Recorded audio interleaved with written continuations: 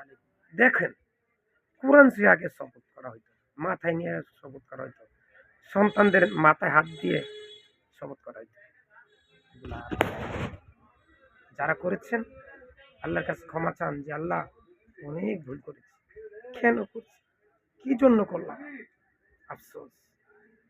কোরআনের অনেক কিছু আমরা বেদাত করতেছি, সমাজের বিভিন্ন প্রকার বেদাত এখনো প্রচলিত আছে। এই সকালে এক ভাই আইসা বলল, ডাক্তার ওষুধ তো নিতে পারবো না, আমি কিন্তু একটা মাদ্রাসা চাকরি করি, ডাক্তার সাহেব বাকি নিতে পারুন না, আপনি যাত্রা করেন না।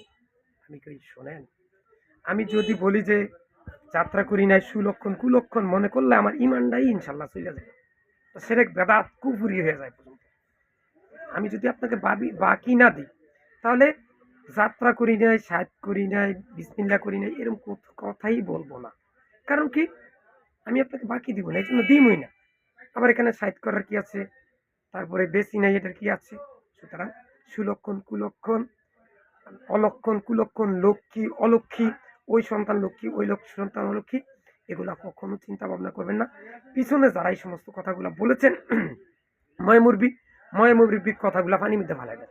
কোরআন এবং সহি হাদিসে কি বলছে সেটা শুনতে হবে, সেটা বুঝতে হবে, সেটা মানতে হবে। এর বাইরে কোনো কিছুই মানা যাবে না।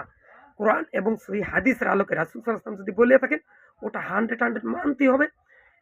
আল্লাহ পাক যেটা বলছেন ওটা 100 পড়তে হবে, করতে হবে, বুঝতে হবে, কাজে পরিপূর্ণ করতে হবে। শিরক বেদাত কুফরি মুক্ত পুরো জিন্দিকে অতিবাহিত করবেন। বেদাত করবেন না, শিরক করবেন না।